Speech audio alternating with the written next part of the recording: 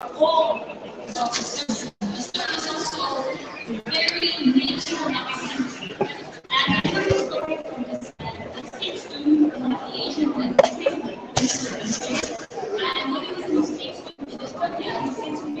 And they asked him, so what happened in the study? He said it's actually very difficult because the air is so clean and the mind is so clear all the time and I have to take it.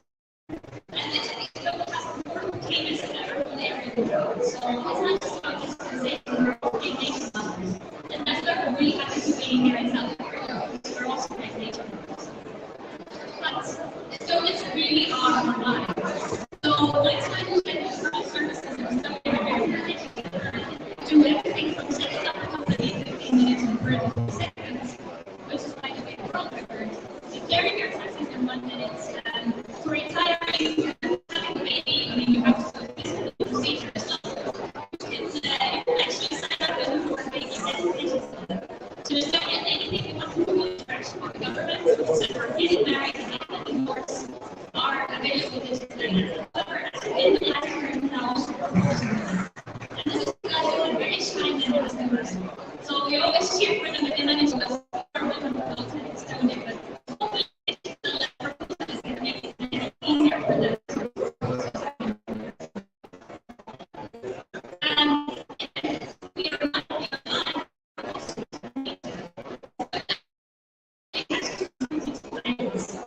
so I'm glad that they are so I promise you I will keep those going and get them.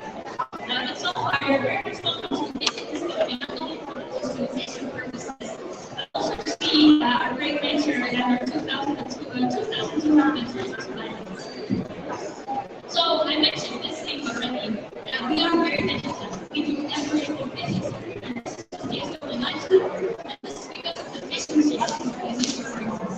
One of the discussions from these days when we're working here, it takes out all our platforms and connectivity. But connectivity is just means to an end, just as the digitalization is means to an end. Digitalization is means to be anything more efficient back then. And connectivity is going to be more people online. And so they really go to maybe you know users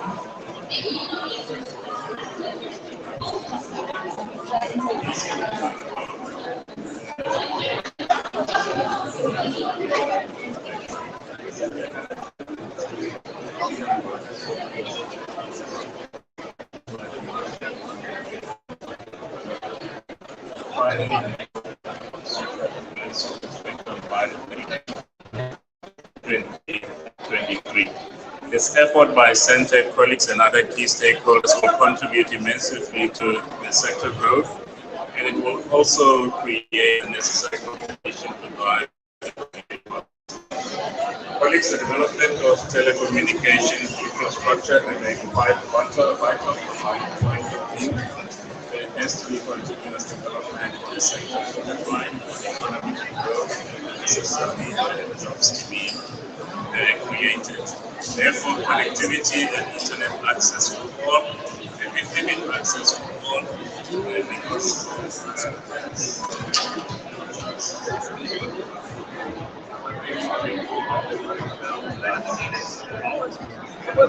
yes, I'll make it happen for you.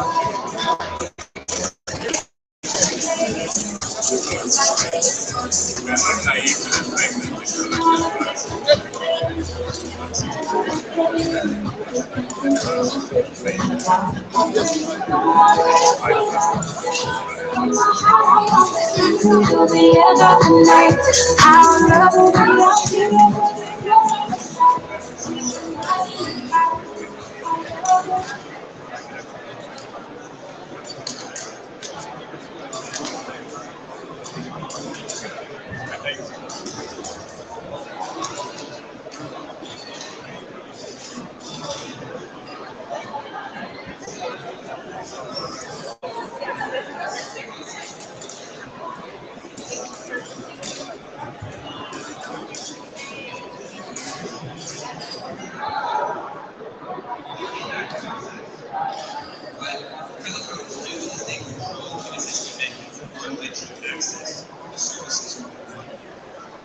as we try to get ourselves into the market, those same mobile money companies now created a pricing tariff on USSD charges so high that it was impossible for us to create a realistic. So it's like creating a toll on a road of $50 for someone who works on the other end of that road that only makes $35, right? So they price you out of the market. So again, why? So we're trying to create innovation. What happens? The fear of loss of the existing provider is creating a negative reaction to that innovation that eliminates the possibility of that innovation even expressing itself. Okay? So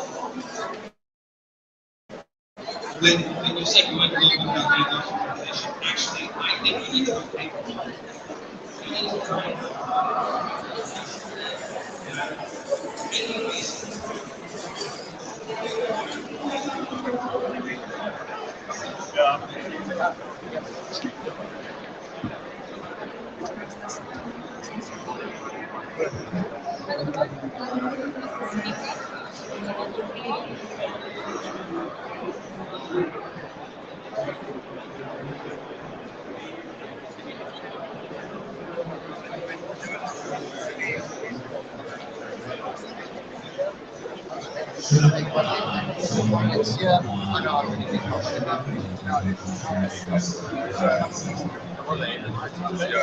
So they're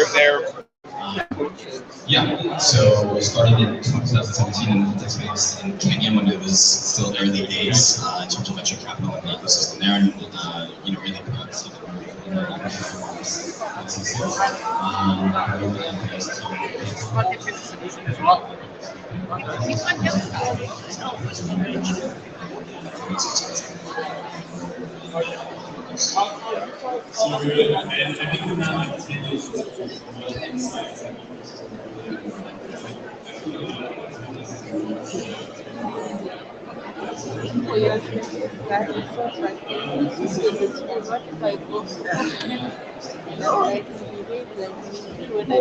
No, the reason is that it's not about trust. It's about the where we are. The camera is watching. So even if you're late, I will still go back and tell them, okay, there's a lady sitting down here, where is she? And they're still going to trace me back and get my things. So running away with it is not a problem. You know, when you're in the environment whereby you know that there are cameras. No, I was thinking that you're talking because me, when I meet someone, I believe, like I believe my name. Of course, when you are with somebody that's an adult, there's no point of you doubting the person. How much are you going to sell this? You know, Look at the people's work. If you are with group, it's a different thing. Group doesn't look at the price. You look for whatever it is, even if it's I'm going to sell it 10 lakhs.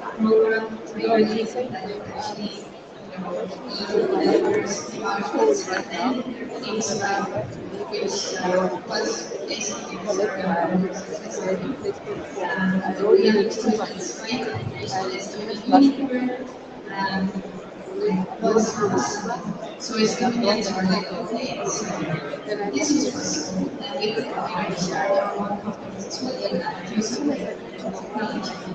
and that actually kind of say I let my phone.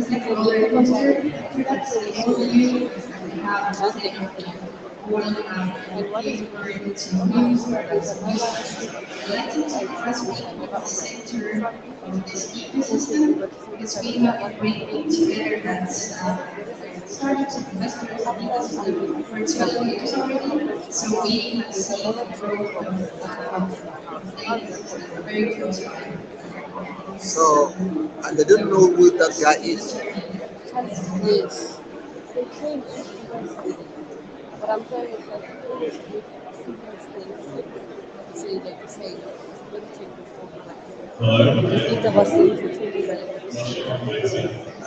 It's the mind of the group. You know, the group, they don't want to work.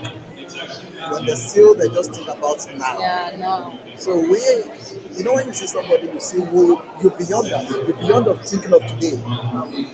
What you are looking for now is not the money to eat. It's money to take care of your children and take care of the future. So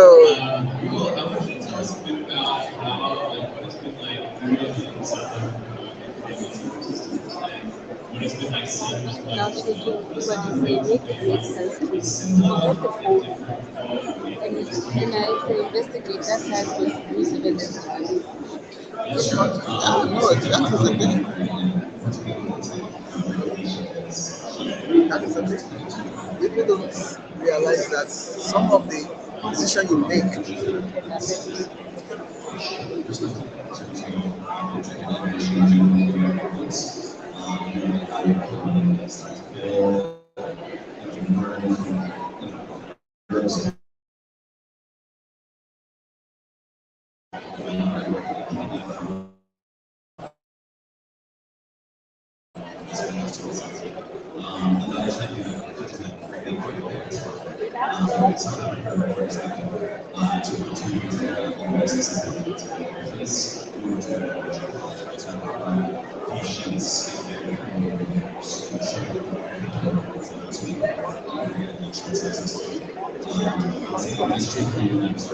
Uh, no,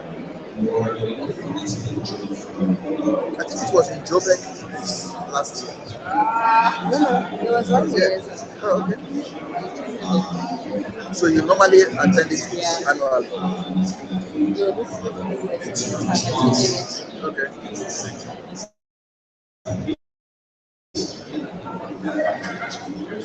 You want some cookies? You want some cookies? Coffee. So you want coffee?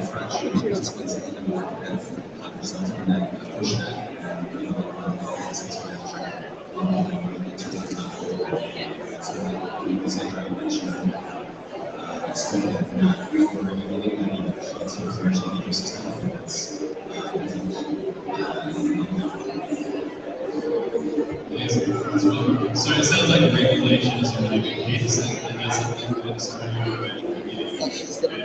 You don't have capacity for it. Okay, that's fine. So, you said originally you're from I'm from Nigeria. Nigeria. and I guess I'm from Nigeria, but I've been living here for 18 years. You mean me? Yes.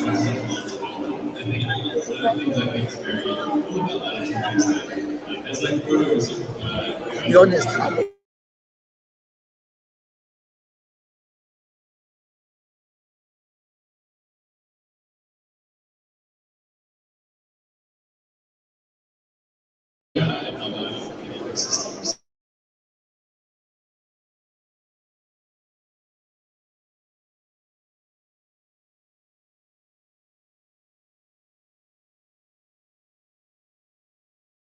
When I was 5 years.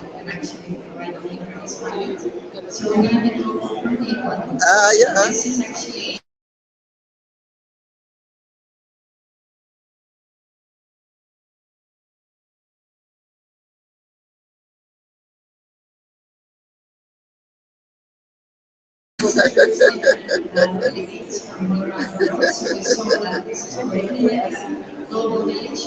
More and more we travel and go to those events and meet it's really inspired in countries without borders and we are part of the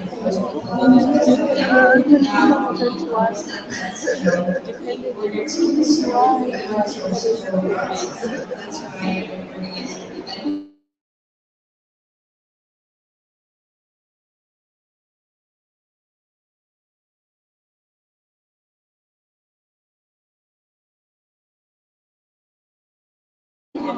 So when we are working together, people like, hey, is this your brother?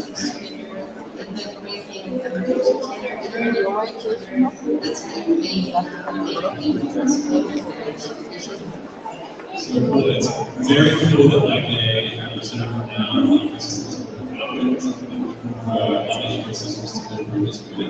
and another interesting thing that I'd like to ask you guys, how does that go with it's like how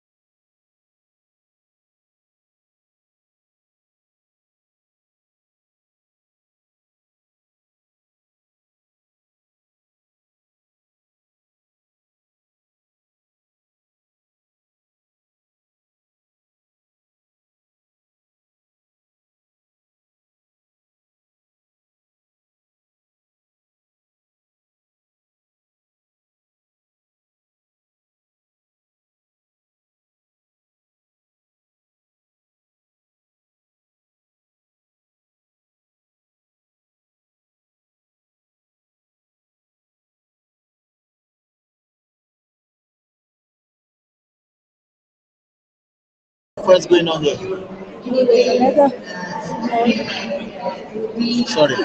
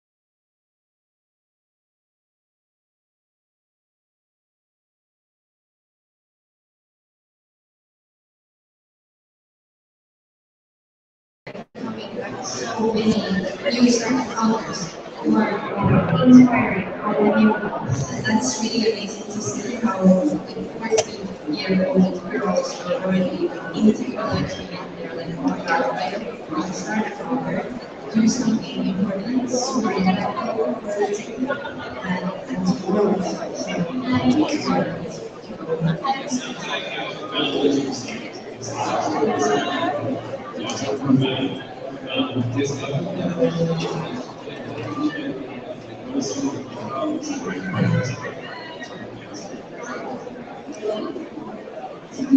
I think it's the fact that our country is so small, so I don't feel that we want to come back.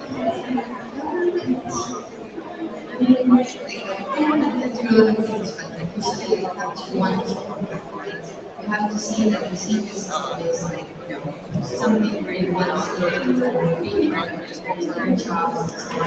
So I think it's more small country.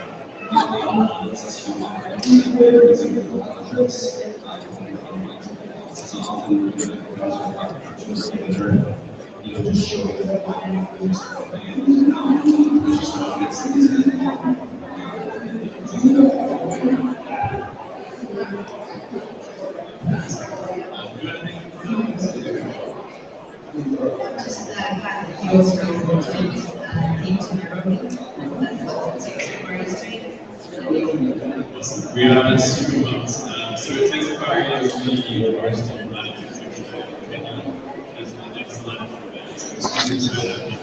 and so a lot of us are waiting which we build our systems to recognize in this space.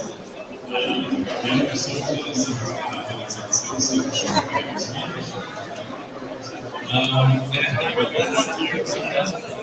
thank you so much for having us here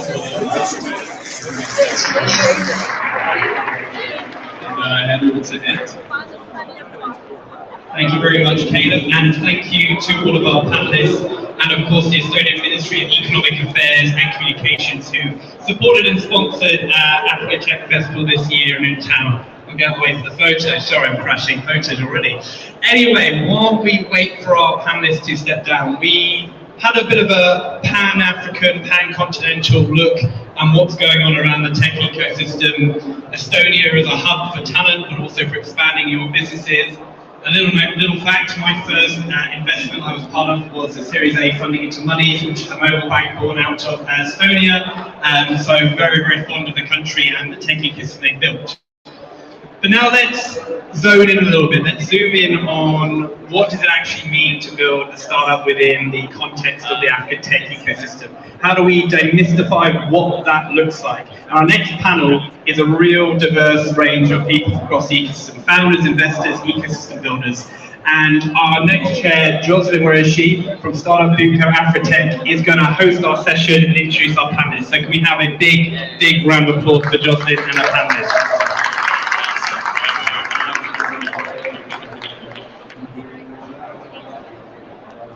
Thank you. Hi everybody. Are you guys excited? How are you enjoying the Africa Tech Fest so far? My name is Joss, and I am part of the team at a company called Startup Bootcamp Afrotech. So what we do is we scout, skill, and scale Pan-African startups. So we have our campus right now in a place called Dakar, Senegal. So right now I am I'm going to be hosting these incredible people. Some of them are not there, but the ones that are were very difficult to find. Have you ever tried to do anything with founders that does not involve them raising funds? And it's free. It's very hard to do. So please forgive us if this time will be very conversational. Sorry to discuss. Oh, sorry. Joshua. So yes, welcome to this exciting panel around demystifying the startup journey. I know a lot of you know that the startup journey is something that is very exciting, but also very different and difficult to do in the African context. These guys face tremendous challenges. Okay, let's quickly talk about what we just discussed now. Tell us a bit about yourself and what this means to you. Cool. Yoel, CEO and co-founder of Saba, building a new bank for businesses across Africa. South Africa and Kenya are our key markets. So I think if I look at the Africa Tech Conference and why I'm here today, I think partly it's to look at great examples of countries like Estonia, which have been able to implement things from a digital perspective and really transform their country.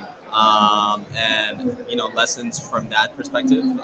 If we look at regulation, the myriad of factors of looking at successful companies giving back and helping through that next system of generation of leaders. I think it's a great message to us all, especially founders who have been here building and grinding for the past decade or two. So really enjoyed the panel and enjoyed to meet a lot of other like-minded individuals at the conference today. So. Let's talk about the growth in Kenya. Yeah. When we're talking about the technology, what are the things that you want to tell the world about the technology in Kenya, the growth that we are having in Kenya, and what is really means to you for Kenya to get it right? Will this help Africa technology? Will this bring Africa back to where we belong? What does it mean to you? And what Africa is going to gain if there's a progress? What Africa needs to gain from it? Yeah. I mean, I don't think Africa has ever left, right? I think if I look at Africa, which has been unfortunate and has held us back in certain areas, but at the end of the day, Africa is, still the greatest place to be on this world, right? And I think if we can get our minds around embracing, who we are and the wealth that we sit upon, I think it will position us well for the coming days and years. All right. Okay. Let's quickly look at what we are celebrating today. They call it African Tech Festival. Yeah. Is Africa really getting it there? Are we getting there, or are we still far to it? Are we improving technologically, or are we still far to it? Yeah. So if I look at Africa, I think there's been a lot of collaboration, like Pan-African. If I look at the Pan-African settlement system recently that was set up, so I think there's a lot of great initiatives there to, kind of bring back, intra-Africa trade and that type of stuff, right? I think historically, what has held us back is being, shut out of access to global markets, whether it's through embargoes or restrictive agreements, commercial agreements to work with multinational organizations, whatever it might be. I think as we realize that we might not need to participate in some of those systems over time, it opens up much more opportunity for us to build within, right? And I think we've come together already, and now it's time to build within our nations and collect our resources and fight back. I like what you say by building within our nations, and this is one of the challenges. This is one of the problems we are having. Let's look at your country, which is Kenya, to other African countries. What is the relationship between Kenya and other African countries when it comes to technology?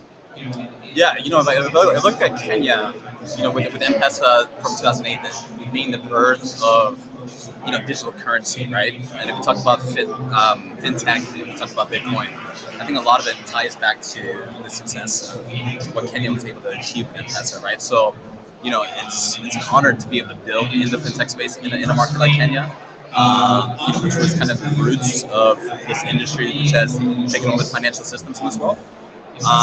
So yeah, it's always great to go back there and innovate, right? And I think a lot of the innovation has been on the consumer side. I think with Saba now, I'm a bit more focused on building on the business side and helping to enable business owners now to get the resources that they need to grow and not be extorted in terms of expensive interest rates from some of these microfinance companies and things like that. So yeah, I think Kenya's a great market, a lot of potential, and yeah, I still spend about half my time there, so I enjoy it. So. All right, thank you very much. I believe there is future for Africa when it comes to technology, and I believe that Africa is ready to already show the world that we can do it, and we can do it within ourselves. So from here, I'm encouraging you, for those of you that are watching us live, you're going to mention your name again to let the people out there know who you are. Yeah, my name is Int'L Haile, so probably African, originally from Eritrea, but in the fintech space between Kenya and South Africa. But excited to be building for the continent and helping us achieve our full potential. All right, thank you very much for your time. I really appreciate it. Thank you. Thanks a lot. Yeah. All right, everyone, thank you very much. This is the African Portal. We are recording live from here in Cape Town. So keep watching it. Don't share the die. Thank you. Thank you. Where are you from?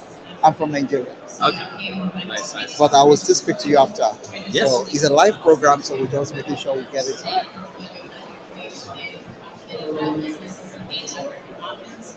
And realized I'd spent my whole career telling people how to do something I'd never done myself. And that sat very uncomfortably with me. And I didn't want to be one of those people who couldn't actually relate to my customers and the people I was working with. So I decided to find a business or a team that I could work with to actually build a business from scratch. Wow, that's pretty awesome. Quite a journey. I think, Firas, you did mention that you sometimes wake up and don't want to do this. What were the initial hurdles that you encountered when you became a founder, and how did you overcome them? I think the thing about being a founder is that whole thing about you don't know what you don't know. So you know what you know, you know what you don't know, but you don't know what you don't know. When you don't know what you don't know, it hits you in the face when you're running a company. And then you have to figure out what it is that you don't know. So I think what drives me is if I don't keep learning the things that I had no idea I didn't know, then I know that I'm in real trouble. But if I keep figuring out the things I didn't know before, then I know I'm making progress. Right? So it sucks to realize that you really don't know what you're doing, and you don't know who's blocking you. I mean, I spoke on the session there. Anytime you do anything innovative, there's always someone who will try and block you because you're going to be stealing business from somebody. That guy's not just about Africa. Since the economies are informal, you don't know where that's coming from. No one will actually tell you. And most people, even if they know, they won't tell you. So you got to find a way to figure out what actually is happening. And even people working for you might not trust you enough to tell you. So you got to be very careful what you're looking at, understand what your metrics are, how you're measuring your progress, and then figure out who it is that knows something that you don't know, and go find it out yourself. Okay, leads me to my next question for you, Buddy, because I know you have quite a list of co-founders, and in terms of setting up that whole team, those synergies, how did that work? And please talk to us about having such a large co-founding team and how you guys are able to do that.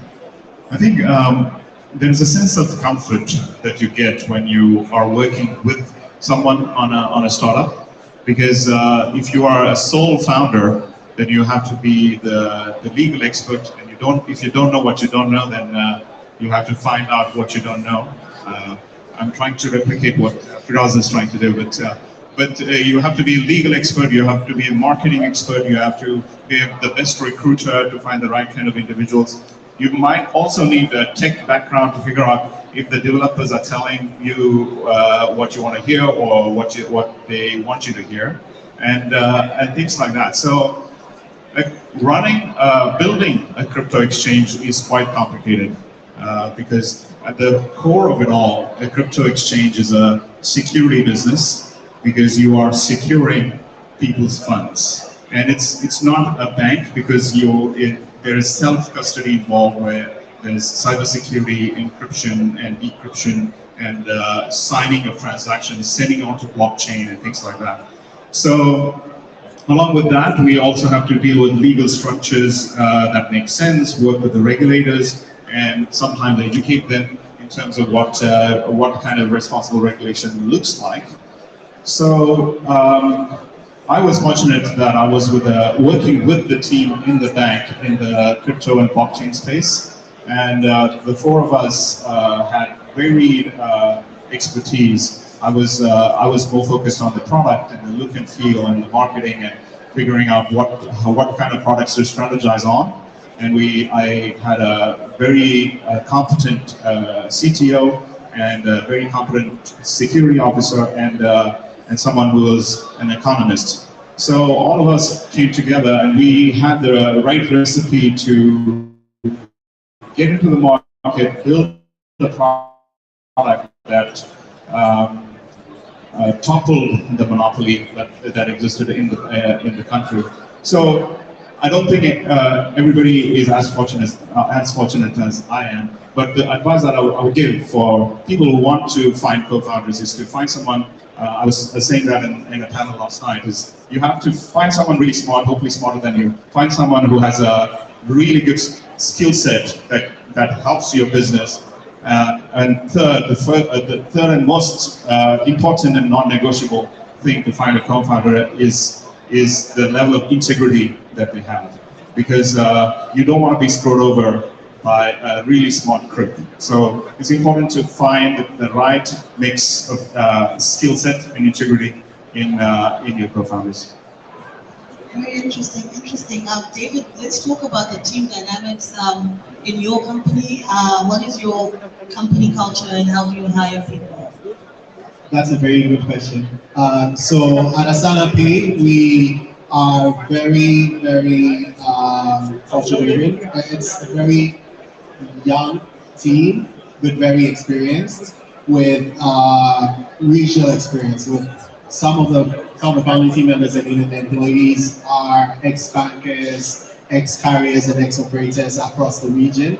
And how we went about founding the team was primarily through checking our own internal networks, asking and trying to understand people that we are very comfortable with, because starting and running a business is a long-term journey. It's not a 1 year, 2 year journey. It's a very long-term journey. So you need to find people that you can interact with, that you can work with, you can trust, and people who are definitely smarter than you. So sourcing the team, finding the team was primarily through networks, lots of profile dating, lots of attending events and leveraging internal and external networks. And I'd say that it's been our secret sauce, I would say, is our people, because without our team, there's no way we'd be able to build and run the business and scale. And that for me personally is is the main secret sauce and it's what I'm most passionate and I'm most proud about. Exciting, exciting. Nicole, so you bring a very different perspective to all of this. Talk to us about how being a VC first and becoming a founder impacts the way that you operate as a founder.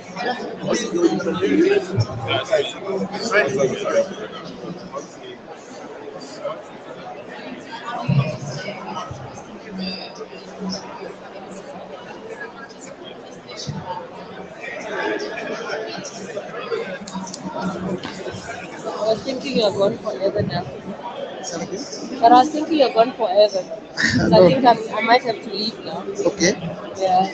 Even I want to go and check the other place. Can you please get me some coffee water? not sure. She says that she's not allowed to open the fridge last time when I asked her. So she's not. Coffee water? Yes. She said she does not take it anymore. No, That's what not she said. That's then I forgot. It was lovely meeting you, Joshua. Yeah, no, it's same here. I really appreciate it. I will also use to quickly go for another meeting and come back.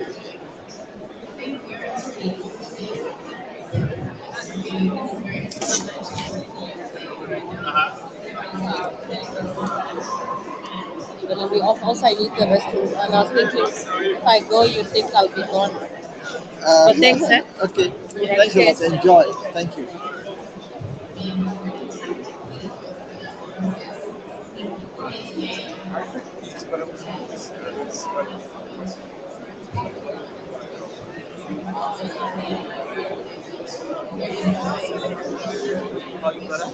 Good are you? Good, good. Brother, can you help me? Can I put Uh, Yeah, think it work. the challenge is that I'm using power bank and Oh. it doesn't have a lot of Oh shit! Yeah. it doesn't have lots yeah. That's the challenge. Let me just you can just use it for a few minutes. Yeah, 5 minutes. Yeah, thank you, brother.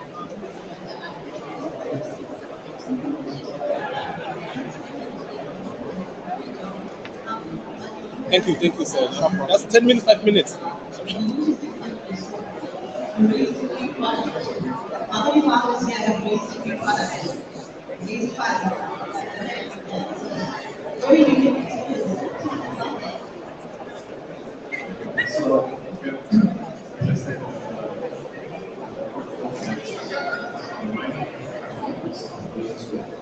Also, we started business at a stage where people was Yes, I know that in Europe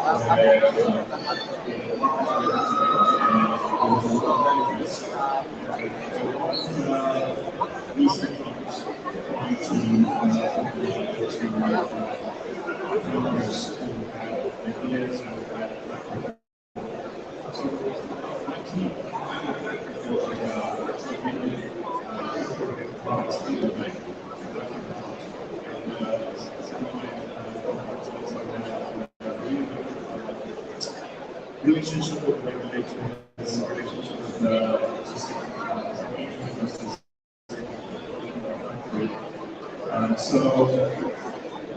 so I think I do acknowledge that not everybody is business.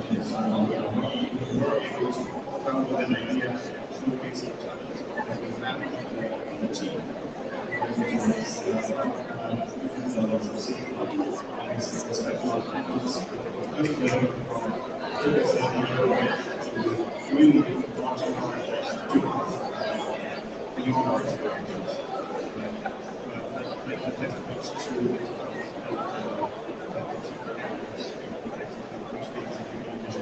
So one of the questions said, because we're going to open many people have ideas, but even if you have a simple idea, or thinking, so long as you can actually execute, that is what differentiates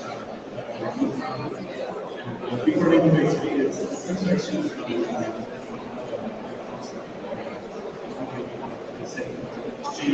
existed.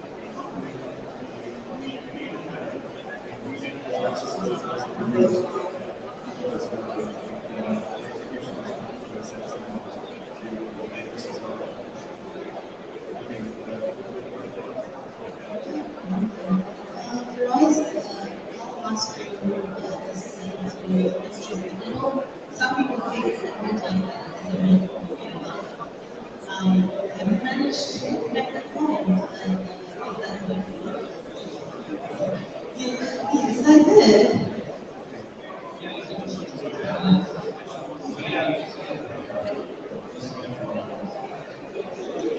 Obviously, there's always one.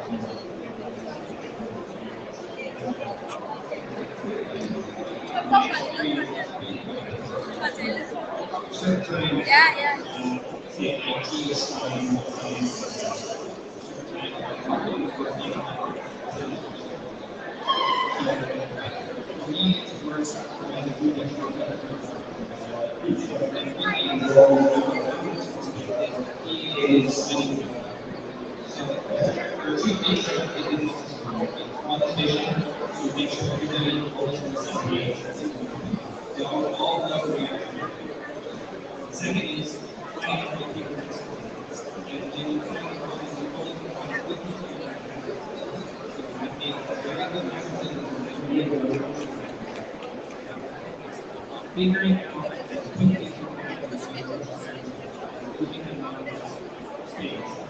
as something that can do well is how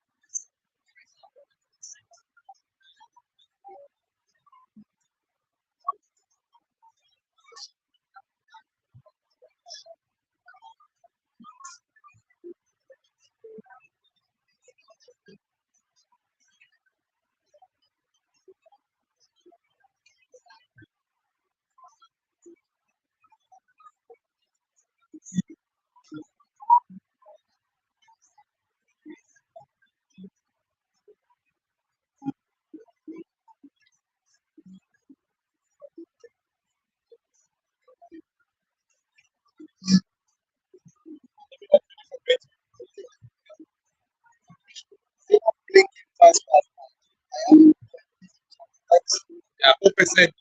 Better than nothing. And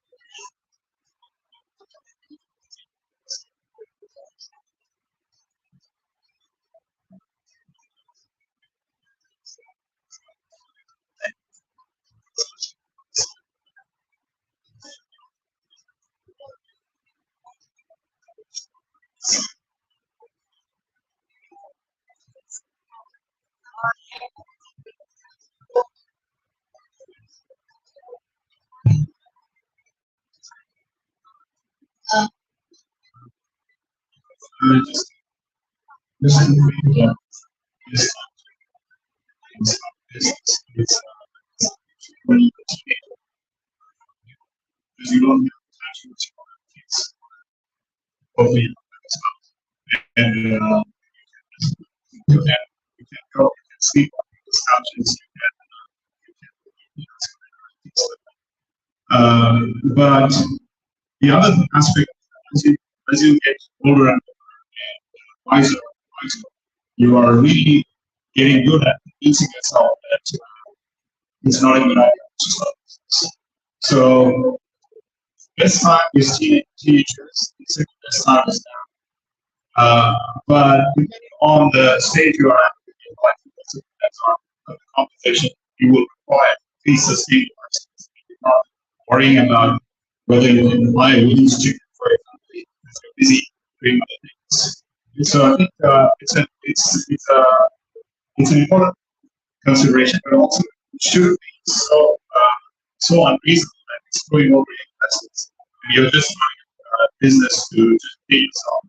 So, for example, now in my journey, it took a 75% cut salary from earning before some business for the first months before being able to raise the seed money. So that we kind of like push that on savings. But if you really believe in the vision of what you're building and the value that it can provide to the customers, that should be the building like to buy your funds.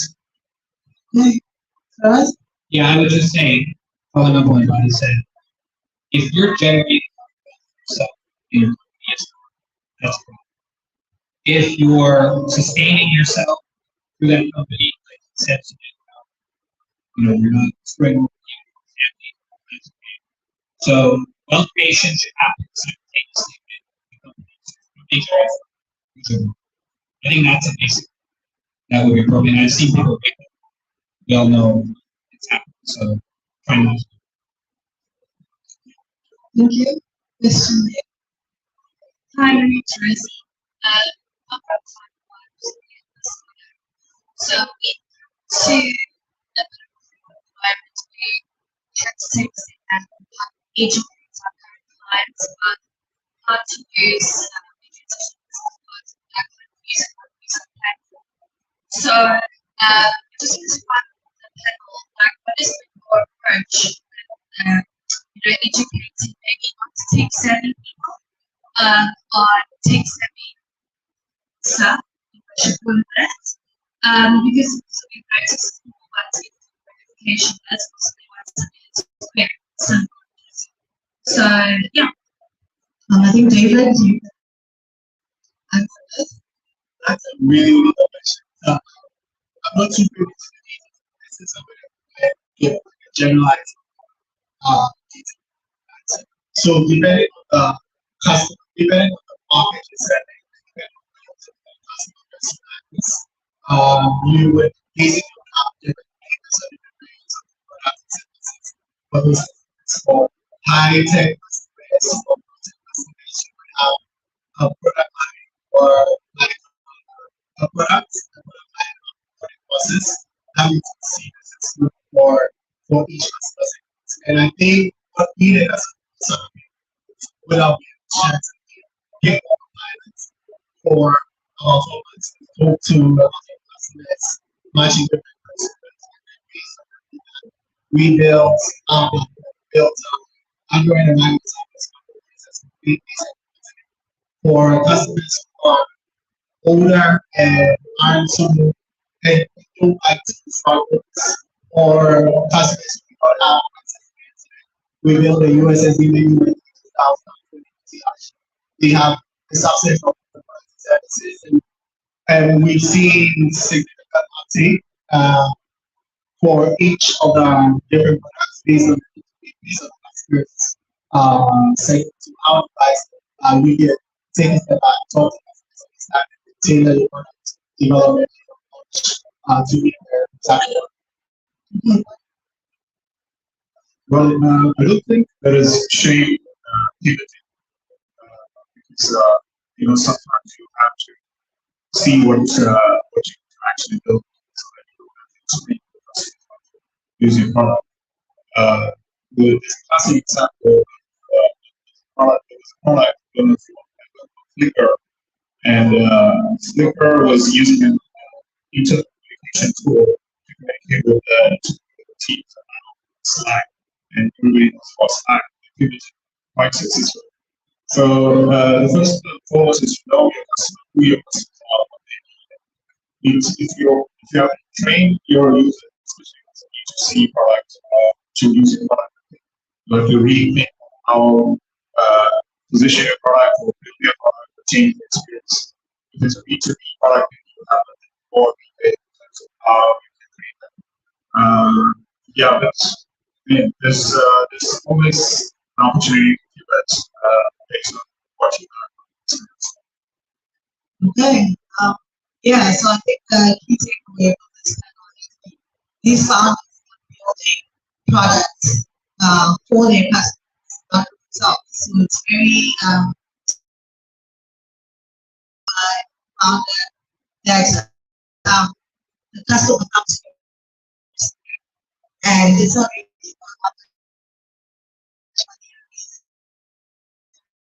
are you really found that product? So have you found that market as well? So thank you so much, guys, for doing this today.